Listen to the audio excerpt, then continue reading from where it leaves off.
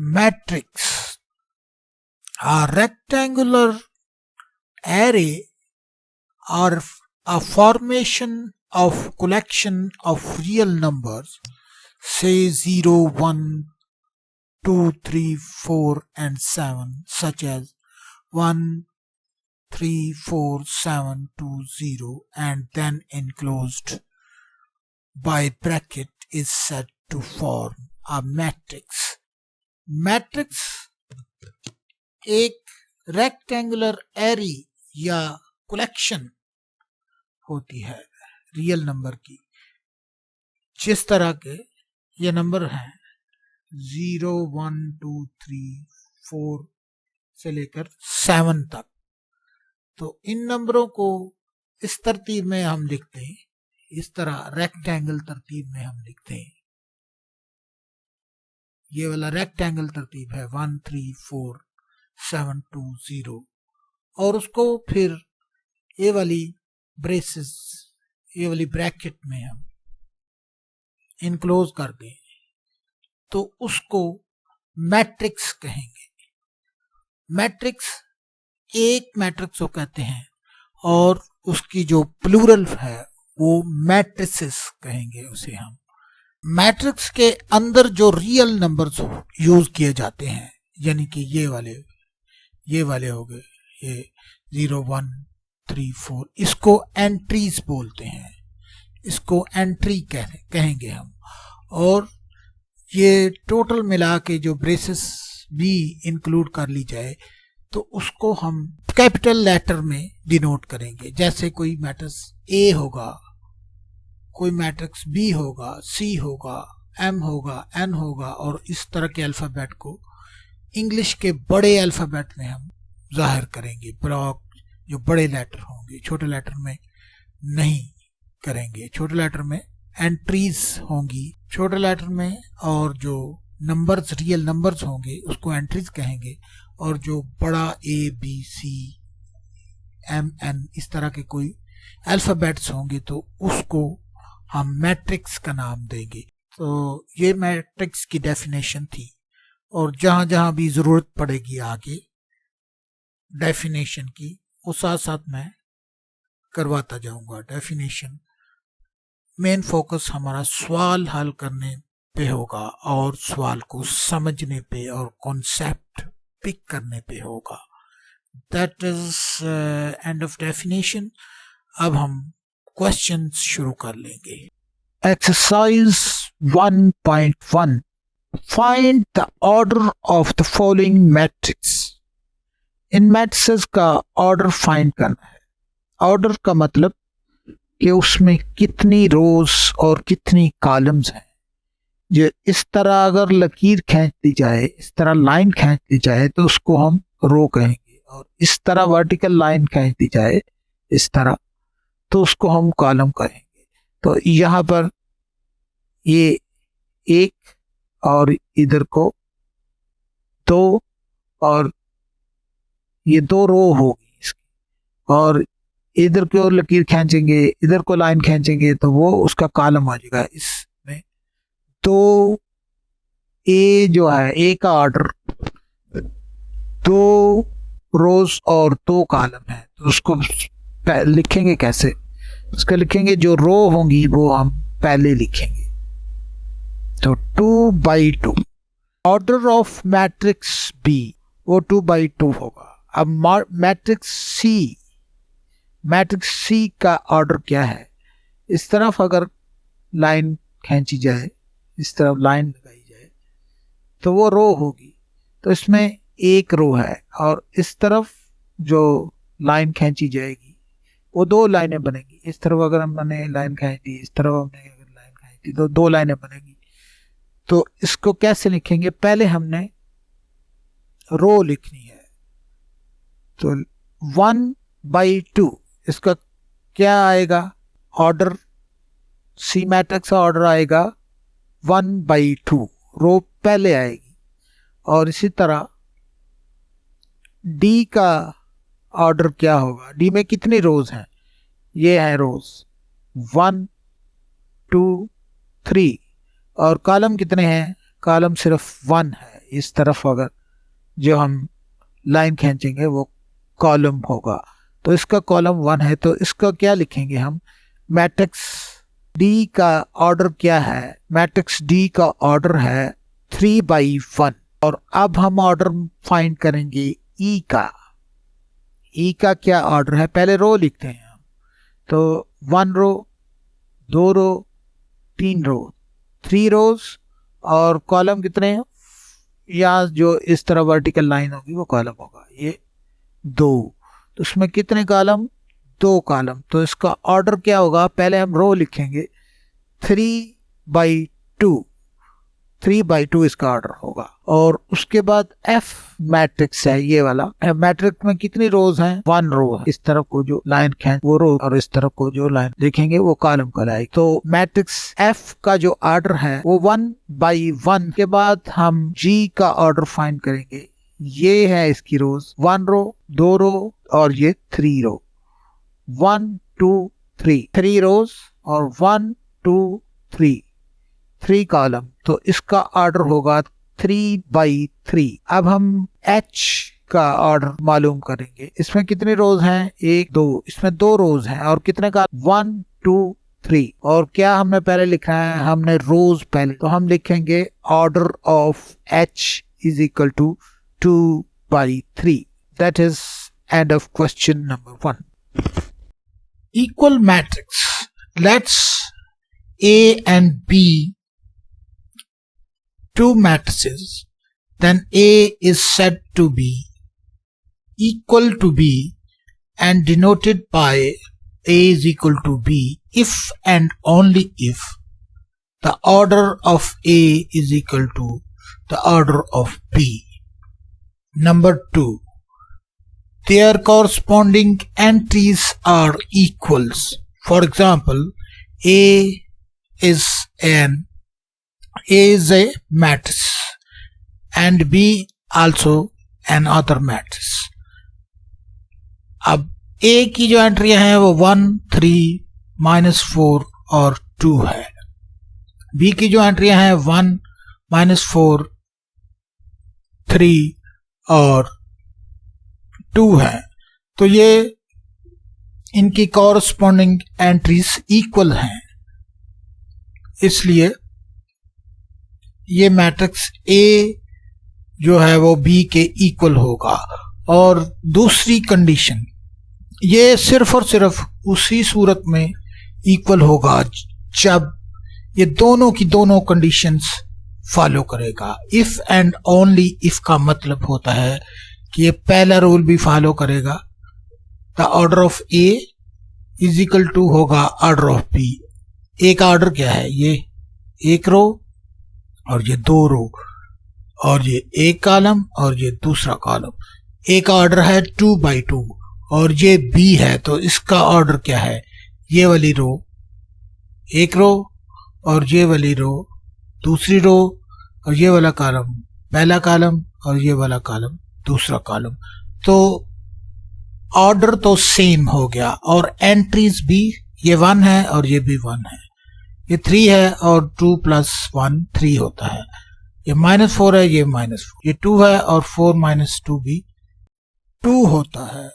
तो इस सूरत में हम ये कहेंगे A और B are equal matrix. We see that order of A is equal to order of B matrix. Number B, their corresponding elements are equal, thus A is equal to B. तो इस तरह A और B equal होगा। तो अब सवाल की तरफ चलते हैं। Exercise 1.1 Question number 2. Which of the following matrices are equal? इसमें से कौन कौन से matrices equal matrices हैं? तो A मैट्रिक्स C के इक्वल है, जिस तरह के मैंने पहले ही मिसाल दी है कि इसका ऑर्डर 1/1 है और C का ऑर्डर भी 1/1 है और इसकी एंट्री 3 है और 5 में से 2 निकालें तो 3 ही आता है। तो A is equal to C है और B is equal to I है। B का ऑर्डर क्या है? 1 रो और 2 कॉलम, और I का ऑर्डर क्या है? 1 रो और 2 कॉलम्स। तो यहां पर B और I इक्वल हैं, ये भी 3 है और इसकी कॉरस्पॉन्डिंग ये भी 3 है, इसकी एंट्री भी बराबर है। और 5 और 3 जमा 2 भी 5 होते हैं, तो ये भी कॉरस्पॉन्डिंग एंट्री बराबर है। इस हिसाब से B is equal to I हो गया। और C और A तो हमने पहले ही प्रूव कर दिया हुआ है। उसके बाद है E, ये है मैट्रिक्स E। इसका ऑर्डर क्या है? 2 रोज हैं इसमें, और 2 ही कॉलम है इसमें, ये 2 रोज और ये 2 कॉलम। और उसके बाद H, 2 रो और 2 कॉलम, जिसकी पहली कंडीशन सेटिस्फाई होगी और कॉरस्पॉन्डिंग एंट्रीज भी इक्वल, ये 4, ये 4, ये 6 और ये 6, ये 0 और ये 0, ये 2 और ये 2, ये कॉरस्पॉन्डिंग एंट्रीज भी इसकी 0 होगी। और ये दोनों मैट्रिक्स इसके भी इक्वल हैं। जैसे इसका ऑर्डर क्या है? 2 रो और 2 कॉलम, 2 by 2 ऑर्डर, पहली कंडीशन वाज़ेह होगी, 2 और 2 4, और ये भी 4 और ये भी 4 और ये भी 4। तो E is equal to H के B होगा ये, और E is equal to J भी होगा, और H is equal to J भी होगा। और उसके बाद F is equal to G। F कहाँ है? 2 रोज और 1 कॉलम, 2 by 1 इसका ऑर्डर हो गया। तो G कहाँ है? ये G, इसका 2 रोज और 1 कॉलम, ये पहली कंडीशन सेटिस्फाई होगी, और 3 में से 1 निकालें, 3 में से 1 निकला तो 2 के बराबर, और 3 जमा 3 6 के बराबर। तो ये दूसरी कंडीशन भी फॉलो होगी, दूसरी कंडीशन भी सेटिस्फाई होगी। तो F is equal to G, ये वाला भी इक्वल मैट्रिक्स है। Question 2 has been completed.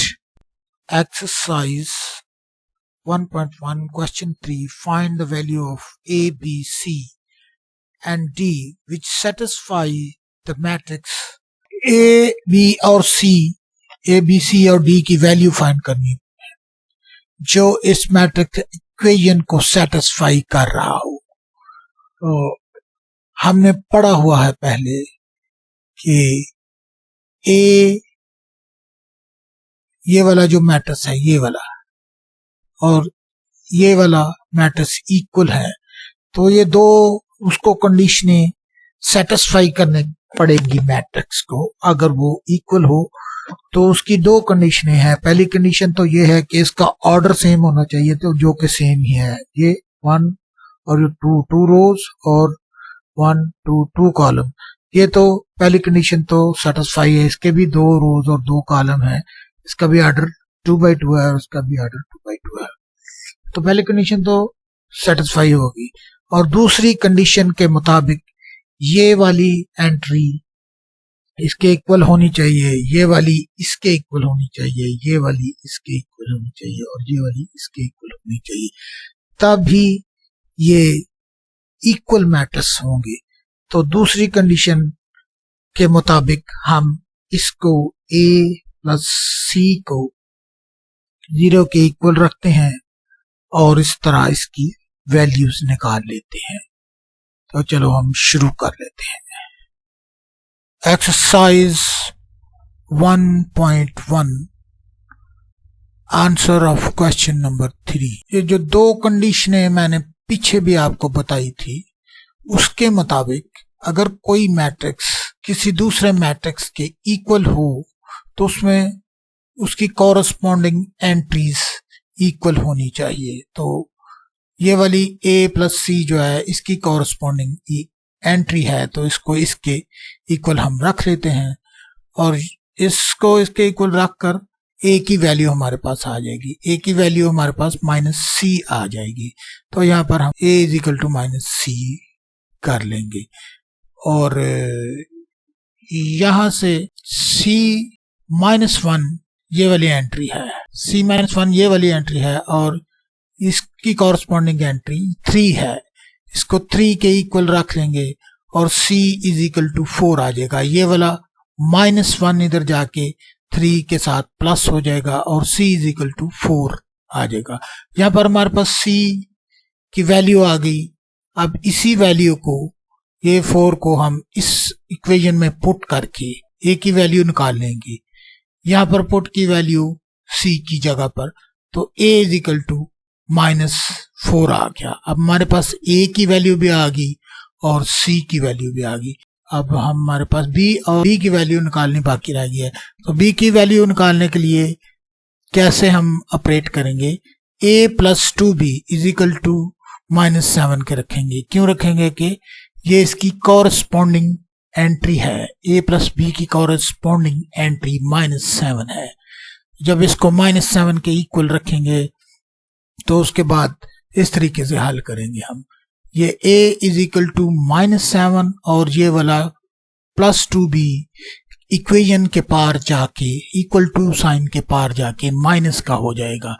ये -7 -2b हो जाएगा और a की वैल्यू हमारे पास पहले ही मौजूद है, ये है a की वैल्यू, और इसकी जगह हम ये वाली वैल्यू रख देंगे।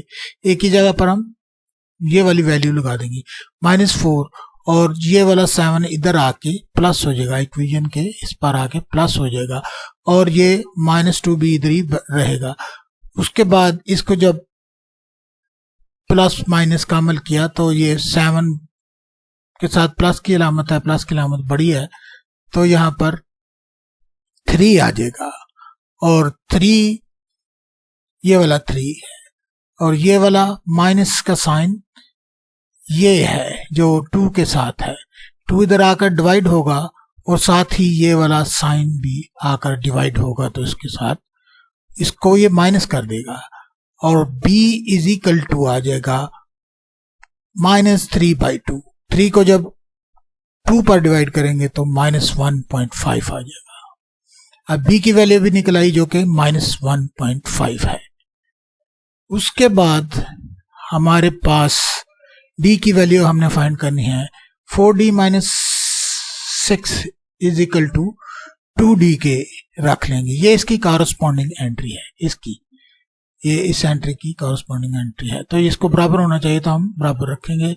उसके बाद उसी तरह ये 2d इधर जाके 4d से माइनस हुआ तो यहाँ पर 2d बच गया। ये वाला -6 इधर आके प्लस हो गया और ये वाला जो 2 था वो इस 6 के साथ डिवाइड हो गया और अल्टीमेटली ये 3 आंसर आ गया। डी का हमारे पास 3 आंसर आ गया, डी की वैल्यू 3 आ गई। तो सब की वैल्यू निकल चुकी है, हमारे पास सब की वैल्यू आ चुकी है। तो यहाँ पर बी की वैल्यू भी आ चुकी है, ये है जो, और ए की भी आ चुकी है, सी की भी आ चुकी है। तो इस तरह ये हमारा सारा सवाल हल हो चुका है।